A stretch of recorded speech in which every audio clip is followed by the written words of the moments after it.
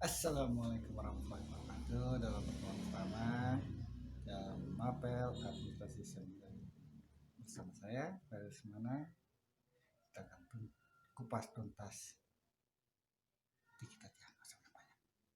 Jangan lupa untuk kalian sebelum mulai berdoa dulu, mendoakan kita masing-masing, dan mohon diperhatikan dengan seksama. Semoga video ini bermanfaat. Jangan lupa nyalakan lonceng notifikasi dan like, komen, dan subscribe. Oke, kita mulai pembahasan pertama. Assalamualaikum. Oke, indikator atau kompetensi dasar dalam pelajaran kali ini adalah 3.1. Menjelaskan sistem operasi jaringan. 3.1.2. Menentukan spesifikasi hardware server yang dibutuhkan. Sebelum lanjut, jangan lupa berdoanya lagi demi semoga ada ilmu yang terserap atau materi yang saya sampaikan diterima dengan baik. Oke, lanjut lagi. Oke, umumnya sistem operasi ini terdiri dari banyak layanan atau servis yang ditujukan untuk melayani pengguna, seperti layanan berbagai berkas, layanan berbagai alat cetakan untuk printer, DNS service, HTTP service, dan lain sebagainya. Lanjut lagi. Karakteristik sistem operasi jaringan. Faktornya apa aja sih? Meliputi 1. Pusat pengendali sumber daya jaringan seperti server atau backbone, orang jaringan mah. Terus yang mengizinkan remote user terkoneksi ke jaringan, berarti admin yang mengizinkannya. Terus mengizinkan user koneksi ke jaringan lain, misalnya internet, berarti providernya. Terus backup data dan memastikan data tersebut tersedia. Itulah yang dinamakan sistem operasi jaringan, bukan operasi patung zebra ya, atau beda lagi. Oke, lanjut lagi. Terus fungsi utama sistem operasi jaringan: menghubungkan sejumlah komputer dan perangkat lain ke suatu jaringan. Ya, itu namanya operasi sistem jaringan. Mengelola sumber daya jaringan, berarti dengan akses yang ada dikelola biar semua tercukupi. Terus menyedia layanan, berarti para backbone, para kayak IndiHome, Excel Home, segala macamnya yang berhubungan dengan ISP. Terus menyedia keamanan jaringan, keamanan multimedia user, multipack user, berarti ada berhubungan dengan firewall. Memudahkan menambahkan klien dan sumber daya lainnya. Oke. Terus monitoring status dan fungsi elemen-elemen jaringan, berarti bagian teknisnya itu Pak. Mendistribusikan program updatean software ke klien. Terus menggunakan kemampuan server secara efisien, menyediakan toleransi kesalahan, berarti urusannya beda lagi. Oke, lanjut lagi.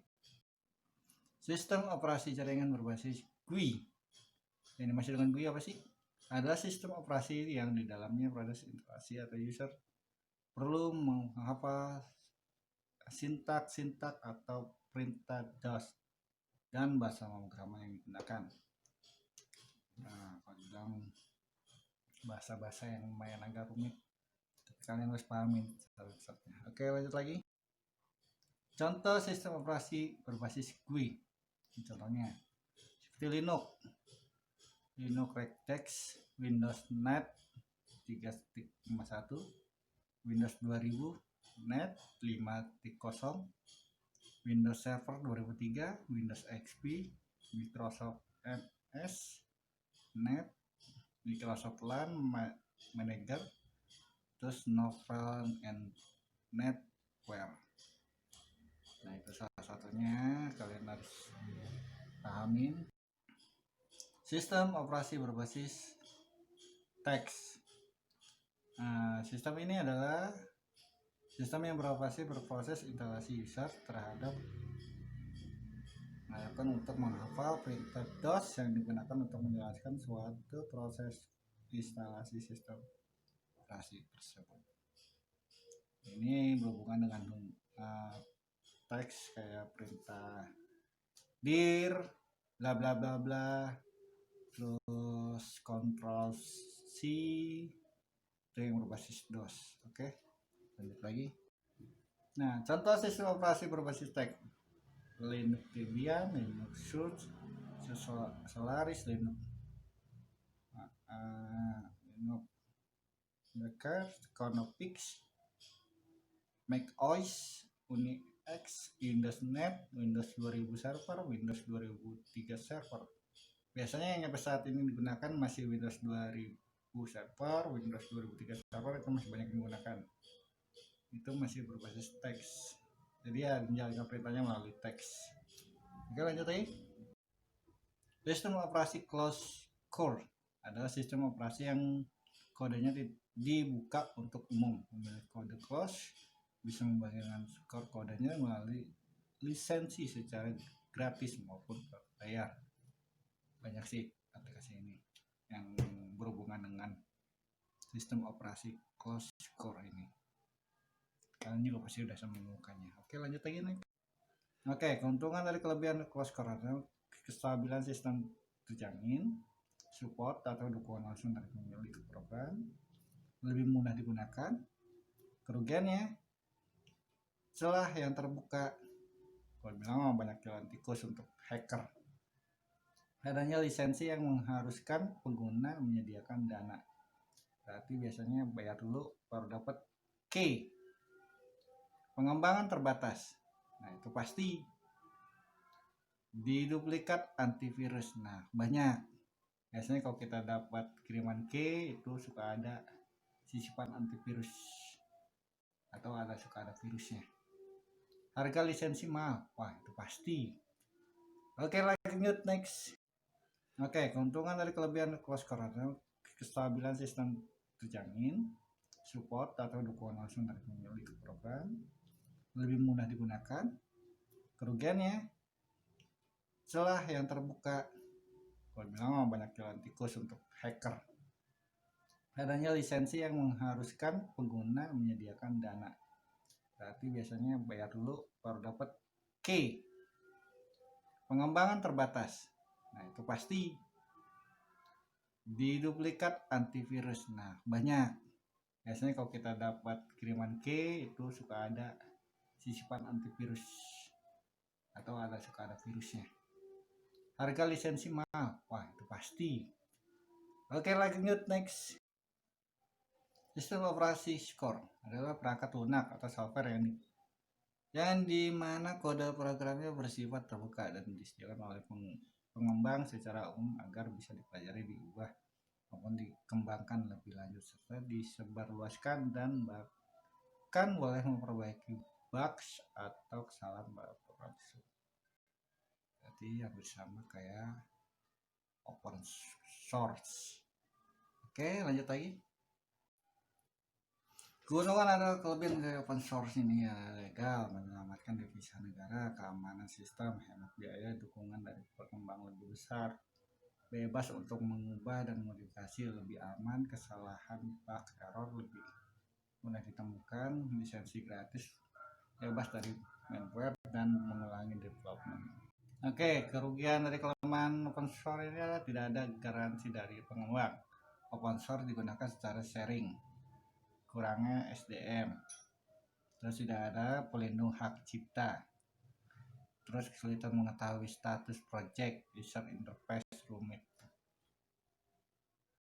Contoh sistem operasi open source ini Linux Debian, Linux Source, Linux BDS, Linux Maker, Windows Solaris, Windows Net. Masih banyak lagi yang lainnya. Oke, cara kerja sistem open source ini: ketika komputer dihidupkan pertama kali power on, maka komputer tersebut akan memanggil sistem operasi dari hard disk melalui RAM. Jadi manggil dulu, dia akan muncul teks banyak, proses baru muncul Windowsnya. Bagaimana sistem operasi ini berinteraksi langsung dengan perangkat keras komputer tersebut dengan kernel atau jaringan komputer.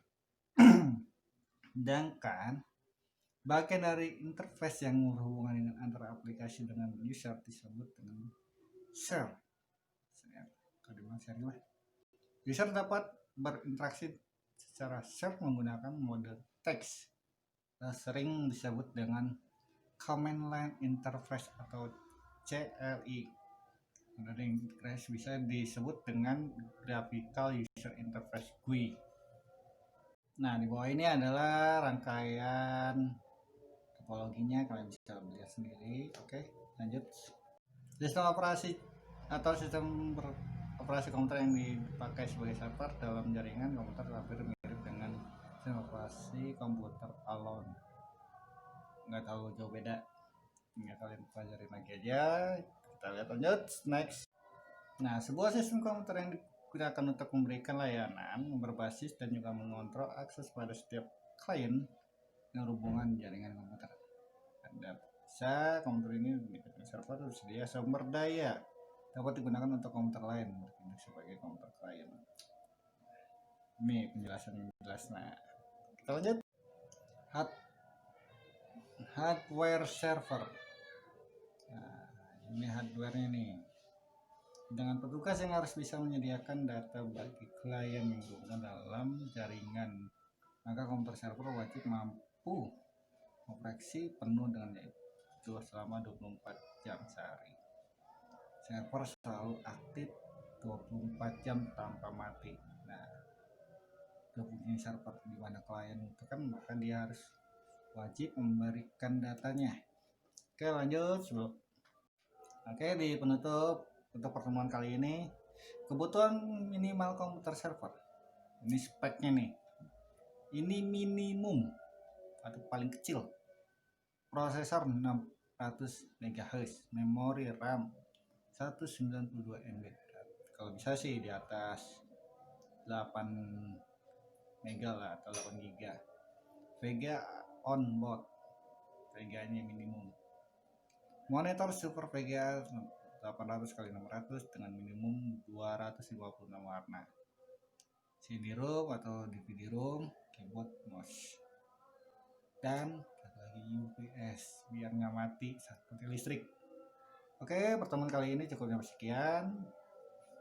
Apabila ada salah kata ataupun sebagainya, mohon maaf. Kesalahan pada diri saya. Yang benar hanya pemilik dari semangat puasa. Sudah waktunya maghrib, karena saya ngambil videonya terlalu siang, maka kita lanjutin untuk pertemuan berikutnya di lain waktu. Akhir kata dari saya, assalamualaikum warahmatullahi wabarakatuh. Jangan lupa lonceng notifikasi dan like, subscribe dan komen yang baik. Assalamualaikum.